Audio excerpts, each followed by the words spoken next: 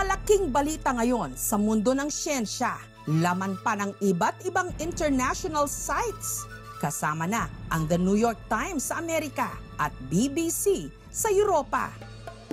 Ang mga tinatawag nilang giant shipworm na natagpuan daw dito sa Pilipinas. Sa unang tingin, aakalain mong mahabang sanga lang ng puno.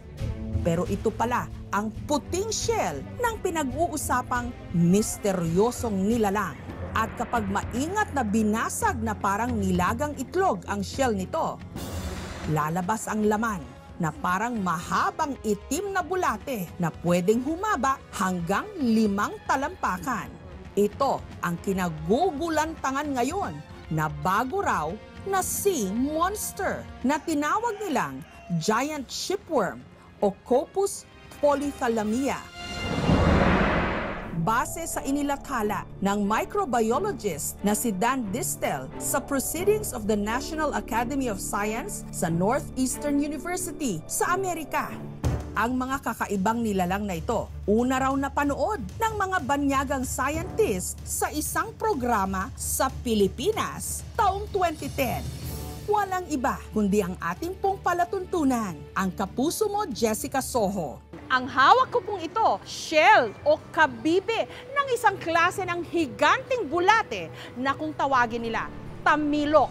Ito'y nung una naming itinampok ang mga binansagang giant tamilok sa Kalamansig, Sultan Kudarat.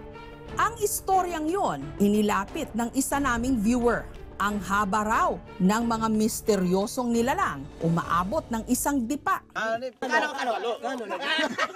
po lasa tay? Masarap talaga. Dahil nahahawig sa tamilok ng Palawan ang nakita noon sa mga patay na sanga at kahoy, tinawag itong giant tamilok. At ang kakaiba nga lang sa mga ito, sinisisid ang mga ito sa ilalim pa ng dagat. Kinakain ng hilaw. Ay, ano pong lasa? Tamis. Niluluto. Matamis, malambot, at maramdaman mo talagang sarap. At pinaniniwalaan ding nakagagamot. Pag ubos sa gamot ko, kung makapunta kami ng dagat, nagkakain din kami ng yung tamilok.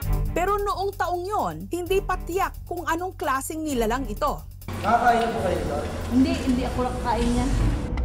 Kaya sa linggong ito, matapos ang 7 taon, muling bumalik ang aming team sa Kalamansig para malaman kung ano ang kinalabasan ng ginawang masusing pag-aaral ng mga banyagang eksperto.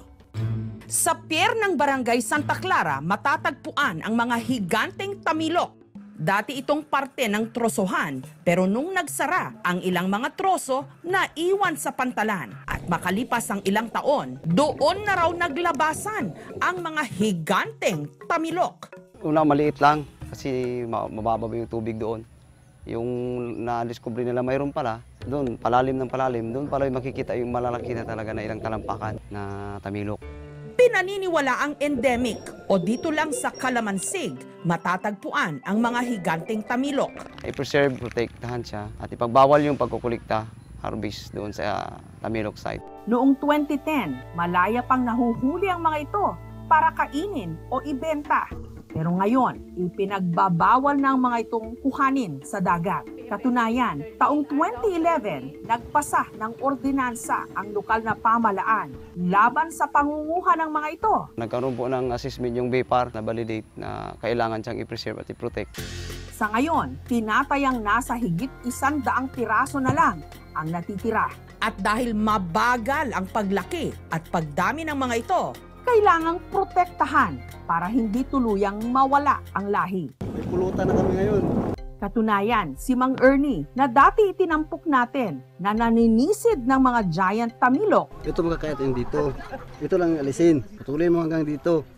Siya na ngayon ang nanghuhuli sa mga magtatangkang manguha ng mga ito. Araw-araw dito ako, maghapon, inabantayan ko po, proteksyonan po yan tamilok dito po. Hinapagbawalan na po ng barangay captain po, saka ni Mayor.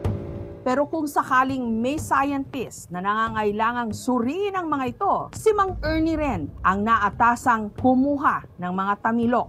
Si Mang Ernie naman, kagaya ganun sa ating SKSU, magkaroon sila ng research. So, nire-request lang po natin siya para yun lang po ang para kukuha. At ang kadalasan daw na nangyayari, matapos mapag-aralan ng mga Tamilok, hinihingi niyang mga ito para gawing kinilaw o crispy Tamilok. Agad na itinaktak ni Mang Ernie ang nakuha niya na umabot ng kalahating metro ang haba. Unti-unting lumabas ang kulay itim na laman nito at saka ito hinatak ni Mang Ernie.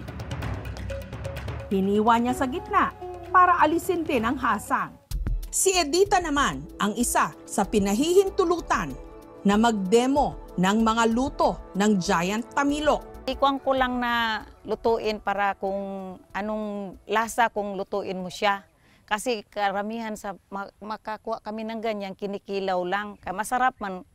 How about kung lutuin namin, baka masarap din. Kaya tinitesting namin na lutuin siya. Pero ang 47 anyos na si Ed Clamen, naniniwalang ang Giant Tamilok ang nagpagaling sa kanya. Nung hindi raw siya gumaling sa iniresetang gamot, nagpatingin siya sa albularyo at sinabihan siya nitong kailangan niyang kumain ng mga laman dagat na mataas sa calcium. Doon na raw niya naisipang kumain ng mga Giant Tamilok. At sa loob lang daw ng 2 linggo na panayang kain niya ng kinilaw na Giant Tamilok, di umano, bumalik ang dati niyang lakas. Try ko na, sige ako kakain ng umaga-umaga. Yung tubig ko sa baga, lumabas. Naghanap ng paraan ng maglabas, nagputok dito, at saka dito. Mayroon naman dito x-ray sa amin sa libak. Gintry ko na, buo bumalik yung kuwan ko, wala nang talagang tubig. And then in 2009, bigla na lang, eto na kayo, si Jessica. Wow, talagang nakita, binanggit ang word na Tamilok. Pero Giant Tamilok. Tapos nakita namin yung lumalabas yung mga ulo nila doon sa tubig. Agad silang nakipag-ugnayan sa marine biologist sa Amerika na sina Dr. Dan Distel at Dr. Margot Haygood. As of now, maybe dito lang sa amin. Hindi natin alam, baka sa ibang lugar hindi pa na-discover. Mula noon, taon-taon na raw bumisita ang iba pang mga scientist at eksperto sa UPMSI o ang University of the Philippines Marine Science Institute. We got together with some US researchers to study this time yung bacteria that are found in these mollusks. So bukod sa shipworms, inaaral rin namin yung mga bacteria. At matapos nga ang 7 taon, base sa kanilang research, nabibilang na sa mga mollusk o yung mga laman dagat na may malambot na laman at may matigas na shell katulad ng suso at tahong. Tinawag din nila itong giant shipworm. Bagamat hindi katulad ng ordinaryong shipworm o tamilok, ang mga giant tamilok ng Sultan Kudarat hindi kumakain ng kahoy. Wala kasi itong bibig dahil selyado o nakatakip ang magkabilang dulo nito. Meron din itong 2 siphons na pinaniniwala ang parte ng kanilang breathing system. Very unique nga. Nakita natin siya sa isang lugar na merong decaying matter. Paano naman siya lalaki ng napakalaki kung wala siyang source of energy and nutrients?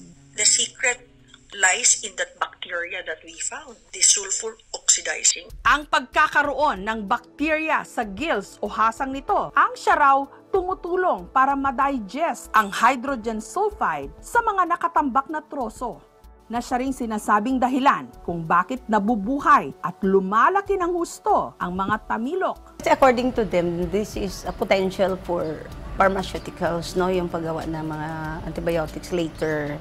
Maybe if that particular bacteria can be cultured later, that will be source of mga medicines natin. Higit sa lahat, itinuturing na malaking bagay ang pagkakadiskubre sa mga giant shipworm. At ayon sa mga scientist at researcher, tinitignan nila ang posibilidad na mapagkunan ng mga ito ng bagong mga gamot. Kaya naman importanteng mapangalagaan ang mga nilalang na ito.